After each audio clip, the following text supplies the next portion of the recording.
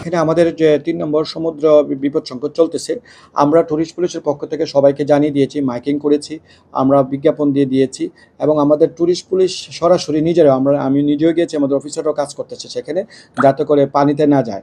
অনেকে আছে গোসল মানে করতে গিয়ে গভীর পানিতে নেমে যাচ্ছেন বা বিপদ সংকেত যে পতাকা আছেন, পতাকার নিয়মকানুন মানছেন না, অতি উৎসাহিত হয়ে ওনারা পানিতে নামতেছেন। তো ওনাদেরকে আমরা অনুরোধ করেছি পর্যটকদেরকে, এখানে পর্যটকের সতর্কতার প্রয়োজনীয়তা রয়েছে।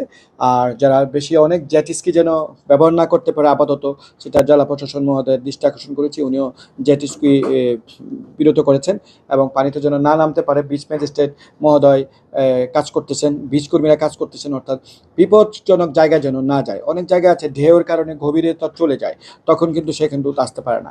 তো পর্যটকরা যেন সাঁতার জানলেও কিন্তু সে ওখান থেকে গভীর জায়গা থেকে উঠে আসতে পারবে না। তো একমাত্র একটা ওয়ে হচ্ছে, সেটা হচ্ছে যে পর্যটকদের সতর্কতা। আমরা সতর্ক করতেছি, অনুরোধ করতেছি এবং সবাইকে আমরা জানিয়ে দিচ্ছি যে তারা যেন পানিতে না নামে এই মুহূর্তে, এবং গোসল করতে গিয়ে অতি উৎসাহিত হয়ে যেন নিজেদের বিপদ নিজেরা ডেকে না নিয়ে আসেন।